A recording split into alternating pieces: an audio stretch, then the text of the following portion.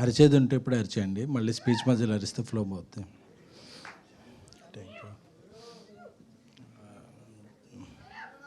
చాలా రోజులైంది, ఈ ఇయర్లో ఇదే ఫస్ట్ టైం అనుకుంటా.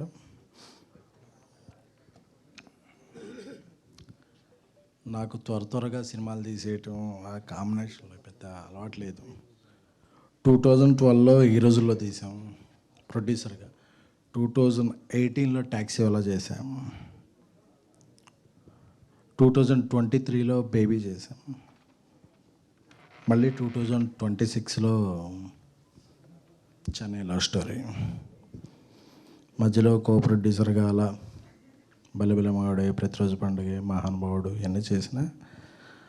నిర్మాతగా నేను ఎందుకంటే ఎక్కువ సినిమాలు చేయాలంటే నాకు భయం. ఎందుకంటే కాంబినేషన్ నమ్మాలా లేకపోతే తెలియదు. నాకు నా బ్రెయిన్లో స్ట్రైక్ అయ్యేది ఒక కథే.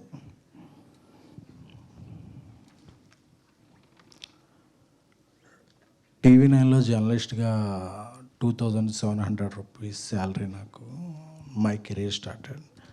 నన్ను ప్రొడ్యూసర్గా చేసిన దర్శకుడు మారుతి గారు,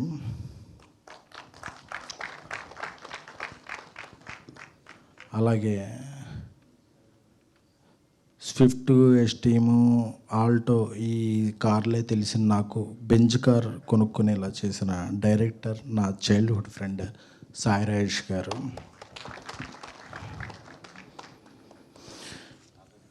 బిజినెస్ మ్యాన్లో ఒక డైలాగ్ ఉంటుంది. మహేష్ బాబు గారు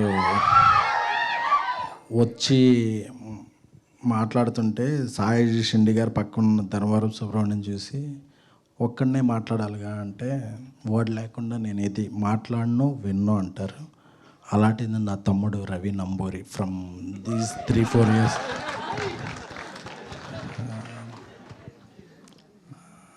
అంటే మనం ఎవరి వల్ల ఎదిగామో, మనకు ఎవరున్నారో అదనేది ఎప్పుడు చెప్పుకోవాలి.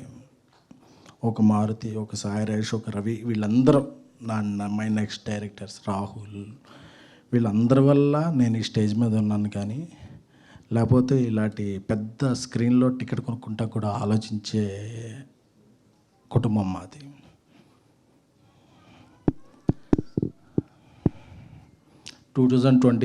July 13th evening baby premieres జరిగినాయి. బేబీ చాలా పెద్ద బ్లాక్ బస్టర్ అయింది. ఎమోషన్ డామినేట్ చేసేది. మైకిల్ ఇసిరేయటం, చొక్కాలు ఇప్పేయటం, రకరకాలుగా ఉండేది. అంటే కోతి కొబ్బరికాయ దొరికినట్టు తెలియదు. ఎప్పుడూ అక్కడ ఉండేవాళ్ళం, మనం ఇక్కడ ఉండేవాటికి ఒక ఫీలింగ్ వచ్చేస్తుంది. తర్వాత ఏ సినిమా తీయాలో తెలియదు. బేబీని రీమేక్ చేయాలనుకున్నాం. దానికి కొన్ని అడ్డంకులు, వేరే లాంగ్వేజ్లో చేయాలంటే.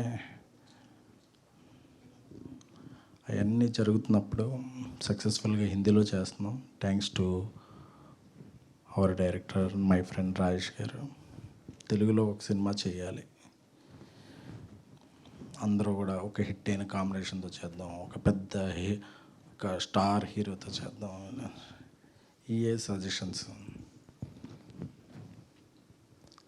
అప్పుడు ఒకరోజు రాజేష్ గారు ఒక పెంట్ హౌస్లో కూర్చున్నప్పుడు ఈ స్టోరీ చెప్పి ఇది ఎలా ఉందన్నప్పుడు నాకు బాగా స్ట్రైక్ అయింది. ఈ సినిమా చేద్దాం ఉండాలి. నెక్స్ట్ మన ఇద్దరం, అంటే తను డైరెక్టర్గానే కాకుండా ప్రొడ్యూసర్గా, అంటే ఇక్కడ రాజేష్ గారు గొప్పతనం చెప్పుకోవాలి. ఒక సినిమా పెద్ద బ్లాక్ బస్టర్ అయిన తర్వాత ఆ సినిమా ప్రొడ్యూసర్తో చాలా తక్కువ మంది డైరెక్టర్లు జర్నీ చేస్తారు. ఎందుకంటే వాళ్ళకి అంతకు మించిన ప్రొడ్యూసర్లు ఉంటారు, అంతకు మించిన ప్రొడక్షన్ హౌస్లు ఉంటాయి, అంతకు మించిన ఆఫర్లు ఉంటాయి, ఎన్నో ఉంటాయి. అలాంటి ఇండస్ట్రీలో ఆయన నా ఫస్ట్ సినిమా ప్రొడ్యూసర్, ఆయన నా చిన్ననాటి స్నేహితుడు, ఆయనతోనే నా ప్రయాణం అని చాలా చాలా చాలా కొద్ది మంది వ్యక్తుల్లో మహోన్నతమైన వ్యక్తిత్వం ఉన్న వ్యక్తి సాయి రాజేష్ గారు. అంటే ఆయన డబ్బులకి దీనికి ఈజ్ కాదు, నా ఫ్రెండ్ అని. సో ఆయన ఈ కథ చెప్పినప్పుడు చాలా బాగా నచ్చింది. ఇదే మనం చేద్దాం అన్నప్పుడు ఎవరిని డైరెక్టర్గా పెడదాం అన్నప్పుడు, ఎందుకంటే ఆయనకి చాలా పర్టికులర్గా ఉంటుంది. ఆయన కథ ఎవరన్నా డైరెక్ట్ చేసేటప్పుడు అది ఎవరు డైరెక్ట్ చేస్తారు, దాన్ని ఎలా తీసుకెళ్తారు, తీసుకెళ్ళిన తర్వాత ఆయన నేమ్ ఎలా క్యారీ చేస్తారు, ఆయనతో ఎలాగ రిలేషన్లో ఉంటారనేది చాలా ఇది ఉంటుంది. ఆయన నోటి నుంచే వచ్చిన ఫస్ట్ నేమ్ మన రవి అయితే బాగుంటుంది కదా. ఎందుకంటే బేబీ సినిమాలో చిన్న చిన్న కొన్ని లాస్ట్లో జూలై 14th రిలీజ్ చేయాలంటే మాకు రవి వచ్చి హెల్ప్ చేయడం, అంటే ఒక చిన్న సాయం చేసినోడు కూడా. అంటే చాలామంది డైరెక్టర్లకి వాళ్ళ డైరెక్షన్ డిపార్ట్మెంట్లో పేర్లు కూడా గుర్తుండవు, బట్ ఒక చిన్న సాయం చేశాడని రవి మంచి రైటర్ కదా, మీతో చాలా ఇయర్స్ నుంచి ట్రావెల్ అవుతున్నాడు, మనం డైరెక్టర్ని చేద్దాం అనే ఫస్ట్ డెసిషన్ రాజేష్ గారిది. నాకు నా తమ్ముడి పేరు ప్రపోజ్ చేసినప్పుడు నాకు అసలు చాలా ఆనందం వేసింది. డన్ రవి నువ్వు చేద్దాం అంటే రవి వెంటనే అన్నా మీరు ఇది కొద్దిగా పెద్ద సినిమా ఎలా ఉంది అది ఓకే అని చెప్పాడు. బట్ రవి పొటెన్షియాలిటీ తెలుసు, he is very superior writer and తనకి ఒక ఈ రోజుల్లో biggest degree is common sense. తనకి అది చాలా బాగా ఉంది. అంటే ఏ సీన్ ఎలా ప్రొజెక్ట్ చేయాలి, ఏ హీరోని ఏ హీరోయిన్ని ఏంటి అనే చాలా చాలా చాలా చాలా తనకి సినిమా మీద చాలా గ్రిప్ ఉన్న వ్యక్తి. సాఫ్ట్వేర్ జాబ్ చేసుకుని ఒక 7-8 years నుంచి సాఫ్ట్వేర్ జాబ్ని పక్కన పెట్టి నా క్రియేటివ్ ఫీల్డ్లో ఉండాలి అని చెప్పి 2017-18 నుంచి మాతోనే ట్రావెల్ అవుతున్నాడు రవి. అలాగా ఈ సినిమా కథ రూపాంతరం చెందింది. ఎలా చేయాలి, ఏం చేయాలి, హీరోలు ఎవరు, కాంబినేషన్లు ఇవన్నీ అనుకున్న తర్వాత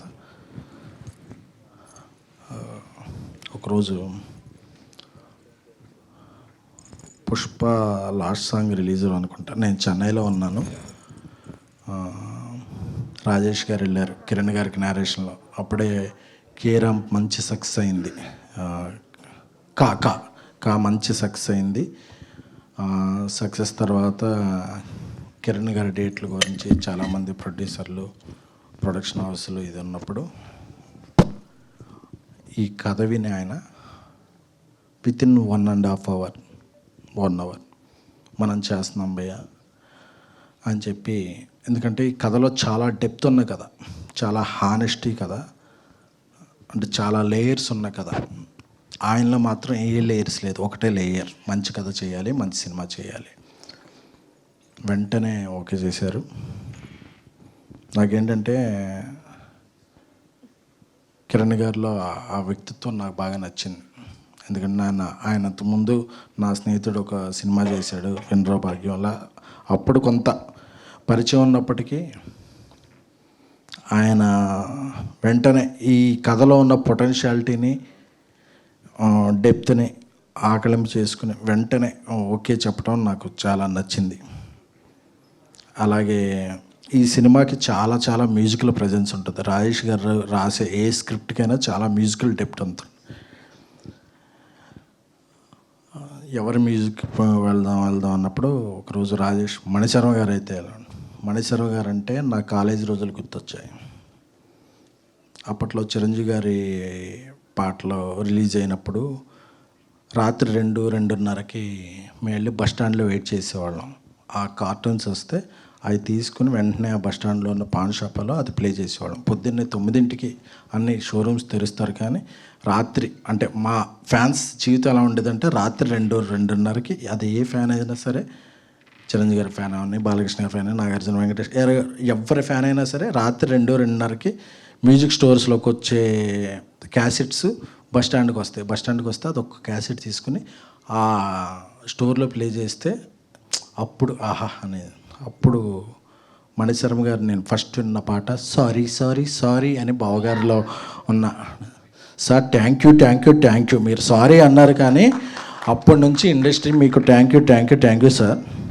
నాకు మణిశర్మ గారు అనగానే నాకు బల్బులు పగిలిపోయినాయి. ఇదేంటి మనం అప్పటి నుంచి ఆయనకి ఇది ఆయన సినిమా మనం చేస్తామా, ఆయన పేరు మణిశర్మ మ్యూజికల్ అని ఉండగా నేను ఎప్పుడో చూశాను పెద్ద ప్రొడ్యూసర్లు వాళ్ళు ఉండగా మన పేర్లు ప్రొడ్యూసర్గా పడతాయా అని చెప్పి, ఎందుకంటే మణిశర్మ గారు ఈజ్ ద ఓన్లీయో తెలీదు one of the what ever music director. ఆయన సాహిత్యం వినపడేది, ఆయన సన్నిహిత్యం కనపడేది మ్యూజిక్తో, పదాలు అన్నీ వినపడేవి, డ్రమ్స్ బీట్లకి. అంటే మా కాలేజ్ హుడ్ అంతా కూడా ఆయన పాటలకి డ్యాన్స్లు వేసుకోవటం 50 రోజు సెకండ్ షోలో, 100 రోజు సెకండ్ షోలో, మార్నింగ్ షో, బెనిఫిట్ షోలో గడిచిపోయింది. అలాంటి ఒక లెజెండరీ మ్యూజిక్ డైరెక్టర్ మన సినిమాగా చేస్తున్నారంటే చాలా ఎగ్జైట్మెంట్ అది. ఎందుకంటే ఆయన ఏం చేస్తారు అంటే చేస్తారా లేదా ఏంటి అని చెప్పి అందరూ ఆయన మణి శర్మ గారు అంటారు, కానీ మాకు హీజ్ మణి గాడ్.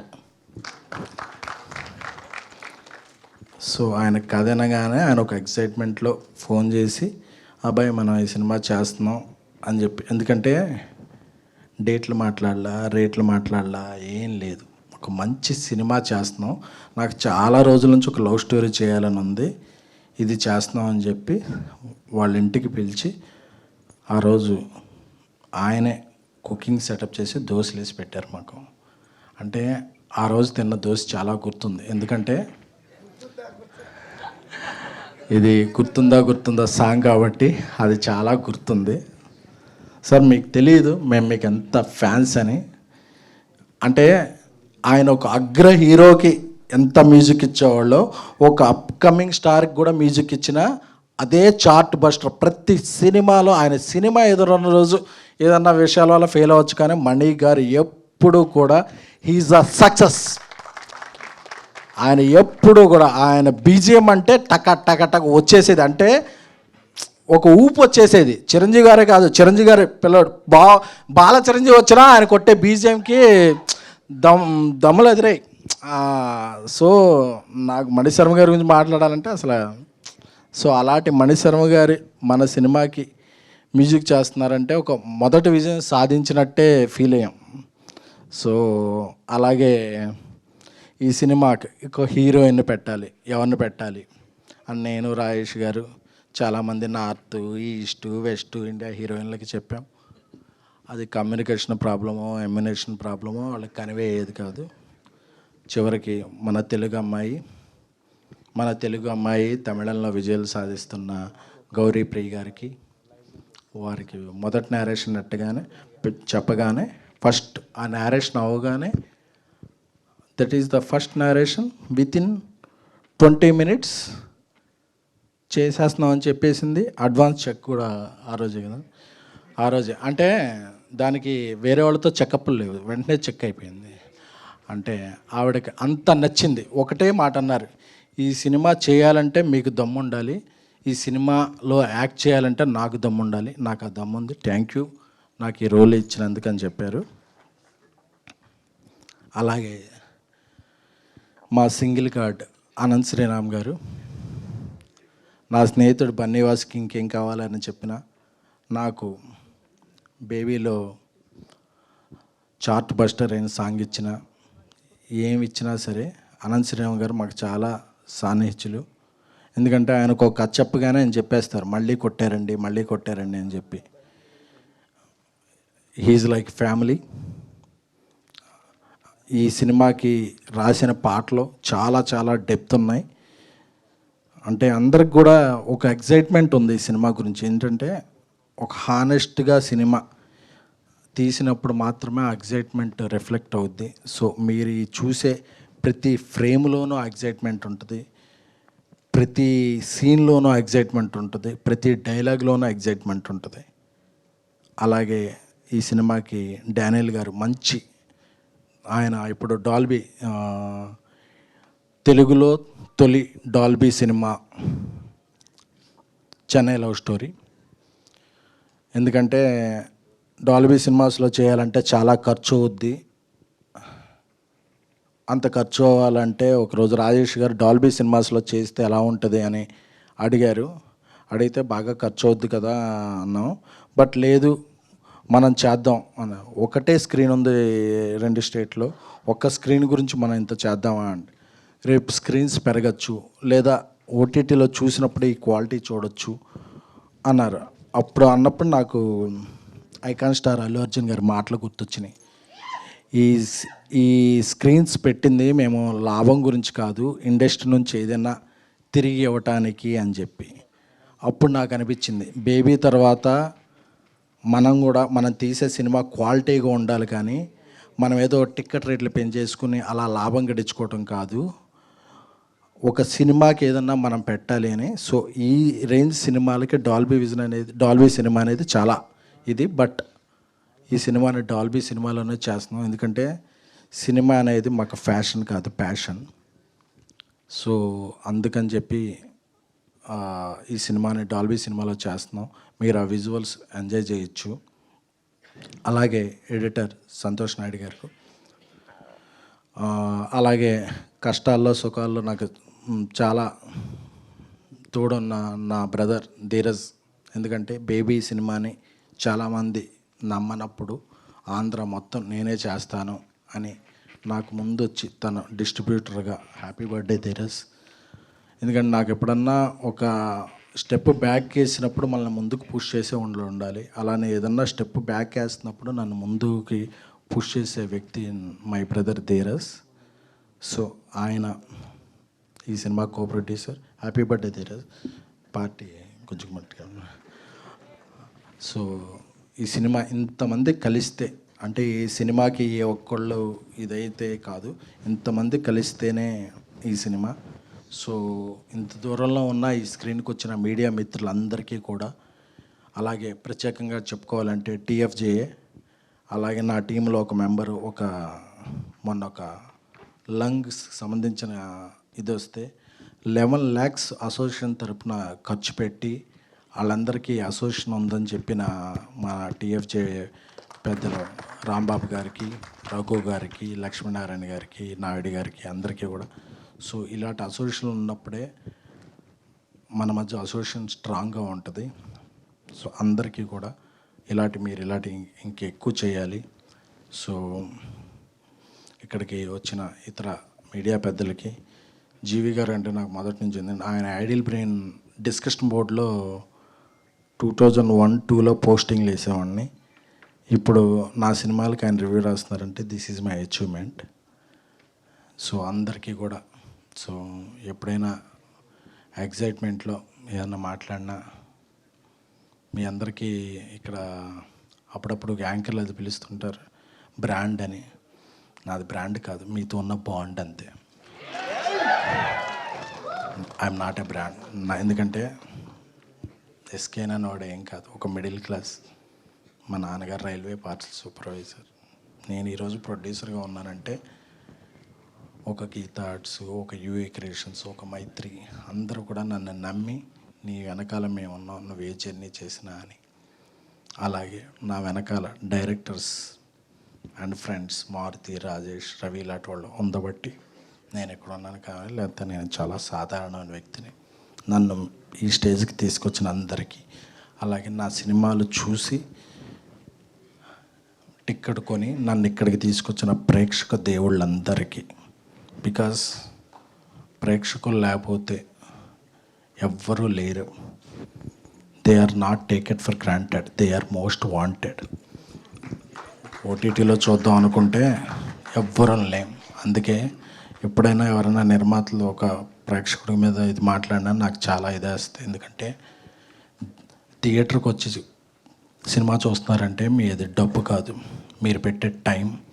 ఆ టైం ఎఫర్ట్కి ఈ సినిమా మీకు రెండింతలు వెళ్ళేటప్పుడు హాంట్ చేస్తానే ప్రామిస్ మాత్రం మా టీం తరపున నేను సవయనంగా చేస్తున్నాను. ఇది హానెస్టీ, నిజాయితీతో చేస్తున్నాను. చెన్నై లవ్ స్టోరీ 3 ఏళ్ల తర్వాత, అంటే నాకు వెంటనే సినిమాలు చేయడం మాకు ఎవ్వరికి రాదు. మనసు పెట్టి తీసిన సినిమా, కిరణ్ అబ్బవరం గారు నమ్మిన సినిమా. ఆయన కేరామ్ తర్వాత ఆయన సక్సెస్ స్ట్రీక్ని ఈ సినిమా కంటిన్యూ చేస్తని నేను బలంగా నమ్ముతున్నాను. ఇక్కడికి వచ్చిన అందరికీ కూడా, అరుస్తున్న అందరికీ కూడా love you. Sravanthi is family. Baby cinema చేసేటప్పుడు డబ్బులు లేకుండా ఉన్నప్పుడు చాలామంది యాంకర్లు ముందు స్టేజ్ ఎక్కడానికి ముందే డబ్బులు అడిగేవాళ్ళు. ఆవిడ లేదండి, మీ దగ్గర డబ్బులు లేవు కదా, మీకు సినిమా హిట్ అయితే ఇవ్వండి అని చెప్పి ఫ్రీగా నాకు ఒక 5-6 అంటే మనకేమీ లేనప్పుడు ఎవరున్నారో వాళ్ళని మాత్రం మర్చిపోకూడదు. Love you all. Thank you.